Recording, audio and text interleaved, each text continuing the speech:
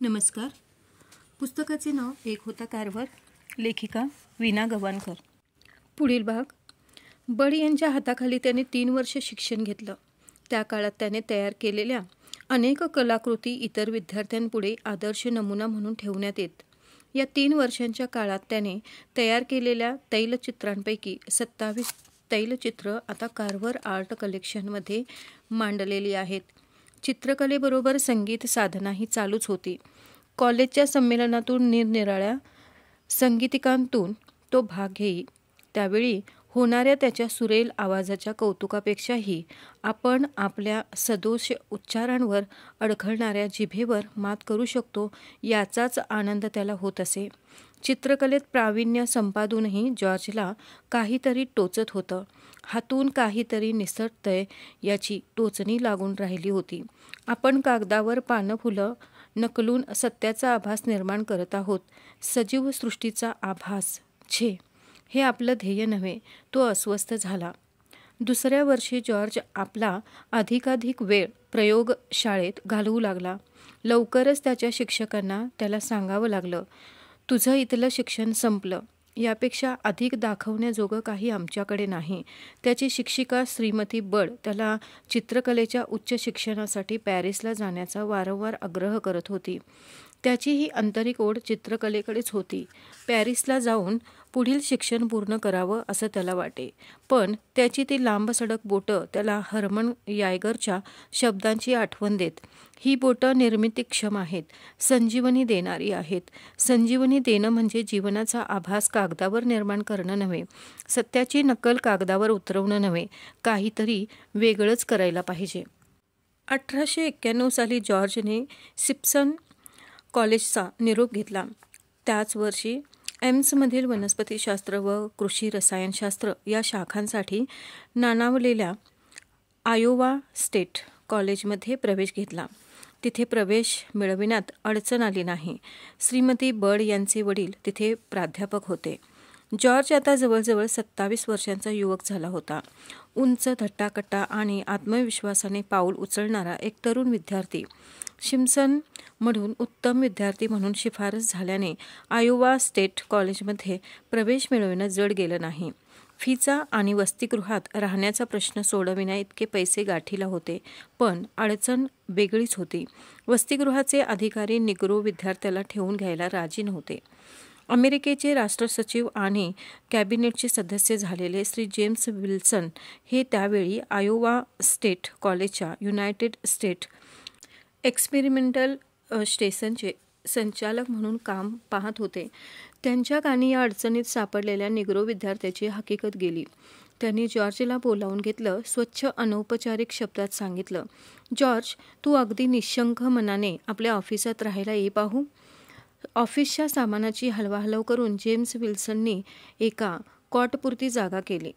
Cot अरुंद दरवाजातून आत घुसवण्याच्या प्रयत्नात चौकटीला ओरखडे पडले. हे दाराच्या चौकटीवरचे ओरखडे बुजवले पाहिजेत. शिवाय खोलीत पसाराही खूप झालाय. आपल्या उपकारकर्त्यांचं उतराई होण्याची संधी जॉर्ज कशी दवडणार? त्याला आपल्या उपकारकर्त्यांचं विस्मरण कधीच होत नसे. कोणत्या ना कोणत्या स्वरूपात तो उपकार फेडायची संधी शोधे. कुणाची बाग तयार कर, तर कुणाला उत्तम चित्र काढून दे, कुणाला भरतकामाचे विणकामाचे नमुने दे, तर कुणाचं घर रंगवून दे. असं काही ना काही चालूच असे. विनाकारण उपकार घेणं त्याच्या स्वभावात बसणार नव्हतं. उपकारकर्त्यांचं विस्मरण तर कालत्रयी अशक्य. तो विल्सनना विचारू लागला, या आवारात रंगकलेचं शिक्षण केंद्र आहे का? रंगकलेचं शिक्षण केंद्र? अरे, हे काय कलाविद्यालय समजलंस तू? पण प्रत्येक शाळेसाठी रंगकलेचं शिक्षण केंद्र असण्यात गैर काय आहे? विद्यार्थ्यांना ईश्वरनिर्मिती रंगाची ओळख कशी होणार? एक दिवस मी असं स्थान निर्माण करीन की जिथे मुलांना स्वतःहून ओढीने यावंसं वाटेल. विल्सननी त्याच्याकडे रोखून पाहिलं. त्या काळ्या चेहऱ्यावरचे ते चकाकणारे भावोत्कट अथांग डोळे भविष्याची वेगळीच चुणूक देत होते. हा साधासुधा विद्यार्थी दिसत नाही याची खूणगाठ त्यांनी बांधली. हे दोघे पुढे आयुष्यभराचे स्नेही झाले. पण जॉर्जबद्दल त्यांना वाटणारं नवल कधीच ओसरलं नाही. त्या रात्री जागून त्याने सारं फर्निचर व दाराची चौकट रंगवून काढली. खोलीची मांडणीही व्यवस्थित केली. निजण्या राहण्याची तर सोय लागली. पण जेवणाचं काय? आपल्या कृष्णवर्णाने त्याच्यापुढे वेगळंच ताट मांडून ठेवलं होतं.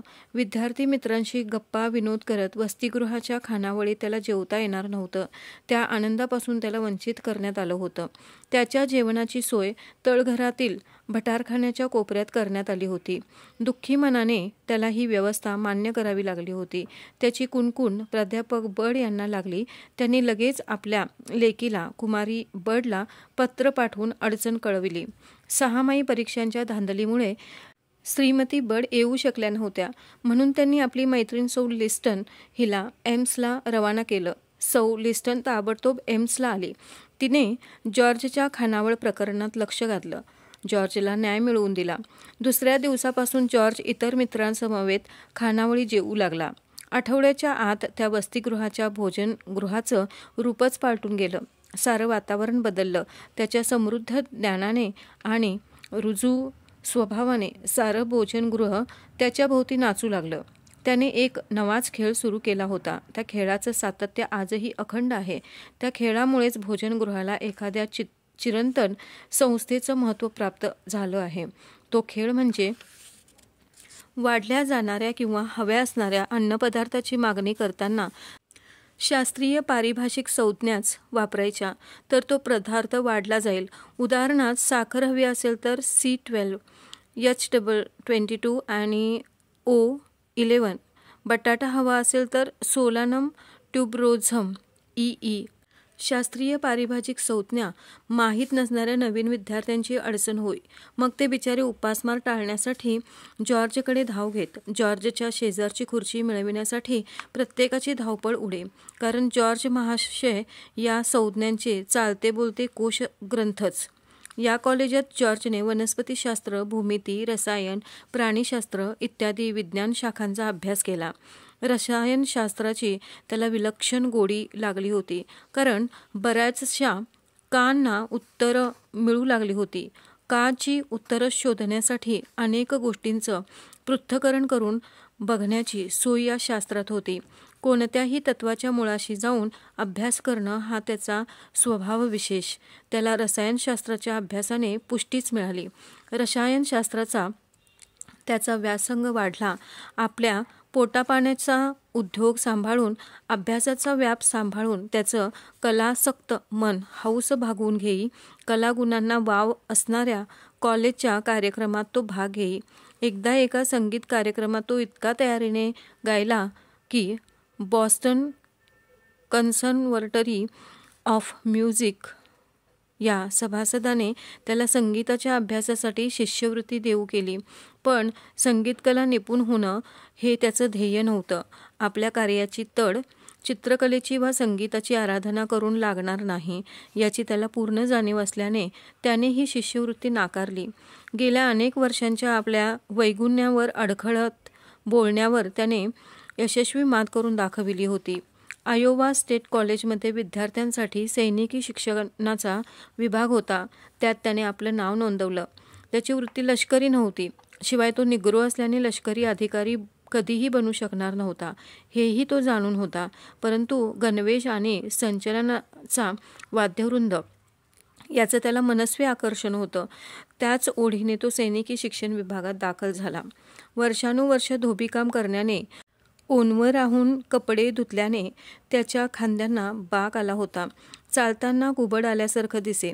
सैनिकी विभागाने प्रमुख परेडच्या वेळी त्याच्यावर खेकसत जॉर्जने मग त्यावर उपाय शोधून काढला. दोन्ही काखातून तो एक काठी आडवी अडकवी, हात पाठीशी एकमेकात गुंतवी अन मैल 2 मैलांची रपेट करी.